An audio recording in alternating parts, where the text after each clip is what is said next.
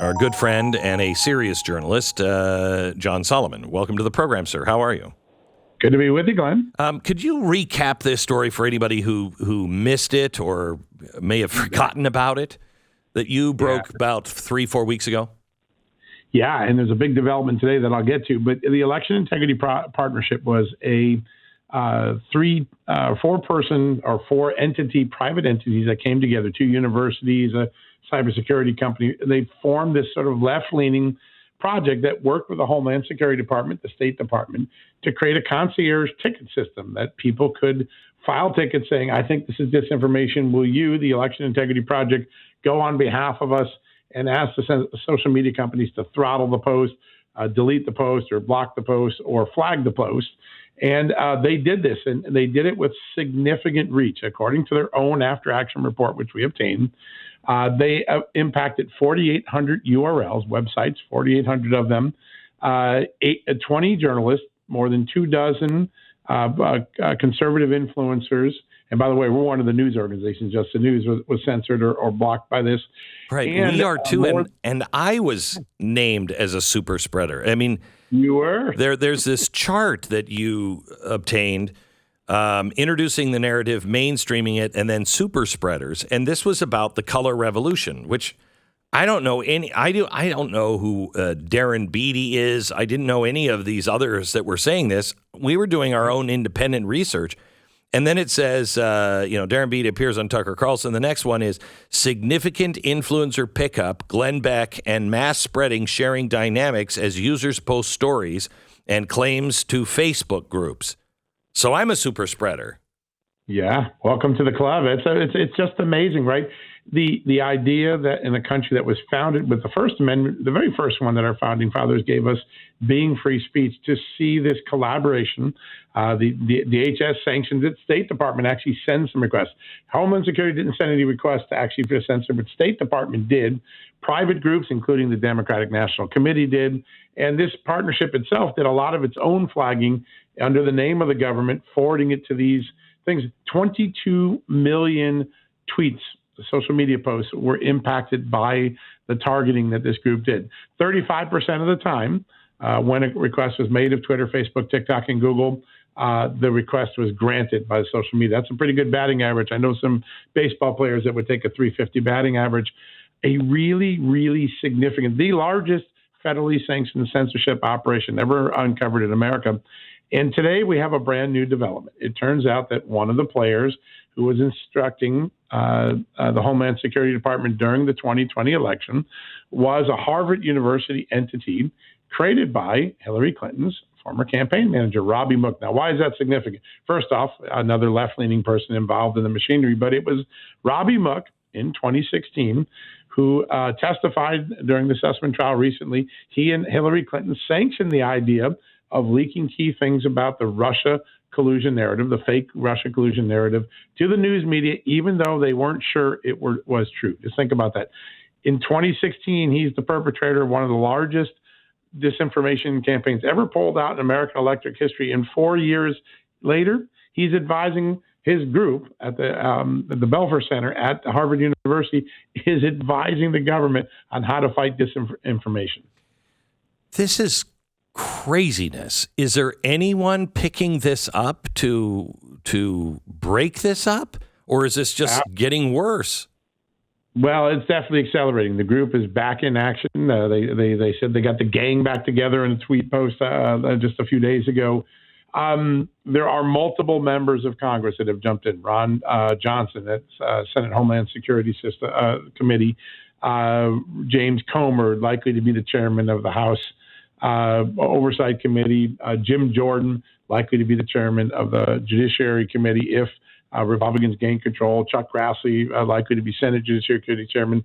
They're all asking questions. My understanding is there may be a preservation letter going out in the next couple of days. Say, preserve all your evidence. We're coming to get it. So, John, can I ask a question that maybe you're not prepared to answer? But sure. Just based on my gut, and I could very well be wrong, but this doesn't feel like an election that's going to be close. And I hope it's not. One way or another, I hope it's not, because I don't think people are going to believe that it wasn't fixed. The Democrats will know that it was fixed, but if they lose, they'll say it was the other side fixing it. And conservatives are so concerned about, the last election and it feels, at least in Texas, it feels like a red wave. And I'm not suggesting that it feels like a 20-point margin, but it feels like we will win. If they're close, we would win. Could be wrong. Are these elections safe? Are they secure? Well, we have a much better handle on the rule changes that really tipped the election to the favor of Democrats in 2020. The Wisconsin Supreme Court rulings, Arizona legislation, Georgia legislation, Florida legislation, Texas legislation. A lot of the states, particularly the red states and the battleground states, have attempted to fix the issues that a lot of people believed hijacked the 2020 election. There are some states where the issues aren't fixed. Pennsylvania is a concern for a lot of people. There's been some unusual activity in Colorado. I think 30,000 registrations went out. We just confirmed this morning to non-citizens who aren't supposed to vote in Colorado. So there's still failures and mistakes. We know Iran hacked into the 2020 election. We learned that a year after it occurred. But I think the system is more insulated against the sort of tactics that the Democrats and liberals and their bureaucratic friends in the election bureaucracy tried to use during the COVID-19. People are wiser, smarter. There are more election poll watchers ready and to go and trained, something that I think Glenn Youngkin did very well and created a model for the Republican Party nationally.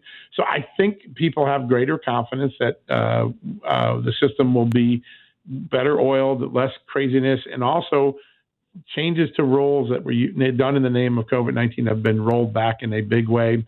And I think another important thing happened 2 weeks ago, Glenn. I don't know if a lot of people paid attention because it happened on a Friday night, but an Obama-era judge, an Obama-appointed judge, declared that the whole concept that made Stacey Abrams the national figure that she is, that Georgia is the epicenter of a 21st century Jim Crow racist voting system, an Obama judge struck down every count of her lawsuit. That sends a pretty powerful message to Americans and Georgians alike that just asking for someone's ID is not racist. Checking someone's citizenship is not racist. Having a court declare that, by the way, a court led by a Democratic judge, is, I think, probably a very important force going into this election. Let me switch subjects. Ukraine. First of all, why is a teachers union head, Randy Weingarten, over on the front lines of Ukraine today? I mean, I'm not even going to joke about it. Anyway, why is she's over there? She's assessing the situation. What kind of payoff favors or what's happening there? Yeah, it's a mystery to a lot of people. She obviously has been over there. She says that she's trying to help the Ukrainian schools weather and perform in the middle of a war. Who knows what's really going on there? Listen, Ukraine has long been a favorite of liberal Democrats. They have championed its causes, and they're in the middle of a brutal war. Putin's attack on Sunday was a brutal attack as it targeted civilians. It killed lots of people unnecessarily. I don't know what actually motivates her there. We're trying to find out. We've put some FOIAs in at the State Department because the State Department probably would have cleared or been in on the loop. So we'll find out beyond what she said what's there. But listen, this is a very dangerous war. It has already had enormous consequences on the economy of the European Union, enormous human consequences to the Ukrainian people. And Vladimir Putin is acting more and more desperate. I think a lot of people have to look for, do we have a president, do we have a leadership in the world that can find an off-ramp right now, stop this war and try to create a negotiated settlement? Does it seem like we're looking for an off-ramp to you? I had an amazing interview with Victoria Coates over the weekend, former Deputy National Security Advisor. She said that Joe Biden is missing the opportunity. He has not defined to the American people what the end game is, why we're spending this money, and will he try to find an exit strategy beyond regime change in Russia? And there's no answer. She says this is a sign of the extraordinary weak leadership that Joe Biden has brought to foreign policy. Yesterday, we had our airports, the outward-facing websites went down. It looks like the Russians, not the government, but probably a front organization, claimed responsibility that they are going to start to hassle and make our lives more difficult by hacking into systems here. Yeah, that is something we're seeing increasingly, including in indictments. There was an indictment about 3 weeks ago of some Iranian hackers who were targeting key infrastructure, particularly energy infrastructure. You see the airport attack this week, and we know the Iranians successfully hacked a database. Just keep this in mind. The guy, Chris Krebs, who went on 60 Minutes, said we had a completely secure-proof election in 2020. We later found out a year later, because of an indictment by the FBI and Justice Department, that wasn't true. That actually, beginning in the summer of 2020, our Homeland Security Department and CISA, Chris Krebs' agency, knew that we had been penetrated by Iran. They were able to get into one state's voter database and steal 150,000 Americans' identity. That's a really remarkable revelation that was kept from us during the 2020 election. The infiltration of state-sponsored hackers is growing every day, and our infrastructure is way behind being insulated. And I think that's one of the concerns we have. Hospital systems, energy systems, water systems, all being penetrated and tested every day.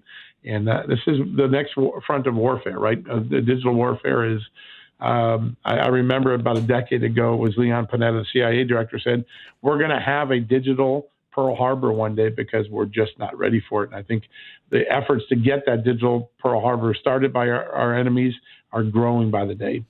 If you could, hang on for 1 minute. I want to take a 1 minute break, then back in with John Solomon, who is he's one of the guys that I really trust. If you don't read Just the News, you should. JustTheNews.com. John, I don't know if you follow the story. I've watched it be hit a couple of times. First, the New York Times came out and said, that's a conspiracy theory.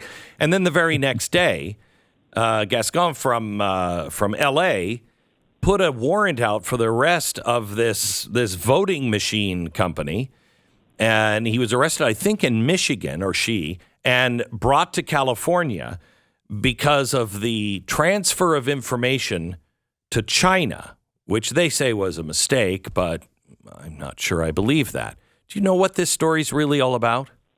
Well, this is a really important story. First of all, it's a far left prosecutor that has brought it. Right. But acknowledging that this company, this Michigan-based company, appears to have stored valuable data about the election poll workers and election system workers on a server in China, and that this was not only a breach of the contract, according to the district attorney's office, it was a national security risk. And it shows, once again, just like the Iran hacking thing we talked about a few days ago, our foreign adversaries are looking for any way to steal data, to steal identities in America, to influence elections, to influence corporate business decisions. And this possibility, this idea that this was sitting on the servers, whether trying to penetrate it or not, the indictment is silent on that issue right now. But it shows that kind of was at the very least, very sloppy, and put this software, this poll chief software, in a location where it could easily have been penetrated by the Chinese. Here's what doesn't make sense to me. That's a violation of a corporate contract. Yeah. Why? What's the criminality here? False representations in the contract is basically the and if you look at the indictment, right, there's the representation that they weren't doing what they were doing, but there's also, it says in the charges that were released by the district attorney, a suspicion of theft of personal identifying information, a suspicion of theft of personal. We don't know more about that yet. We expect more of that when the extradition and court hearings begin going on, but a lot of cross-pollination. A Michigan town, L.A. County working together to unravel this case and to bring this indictment. A lot of eyes are on this because it goes against the grain of a lot of the narratives of the left. But in this case, one of the left's favorite, Gascon, he's the one bringing this case. And my understanding is the FBI has been involved. There's a lot of different pieces of different players still trying to figure out what happened. That's one of the reasons I don't trust it. It's Gascon and the FBI. Oh, well, I feel safe now.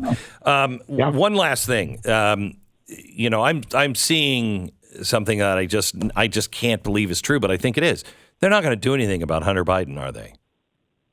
We'll see. Listen, I think that there was a significant amount of activity before the grand jury this spring that brought forth the sort of evidence that would support charges for tax evasion or tax violations.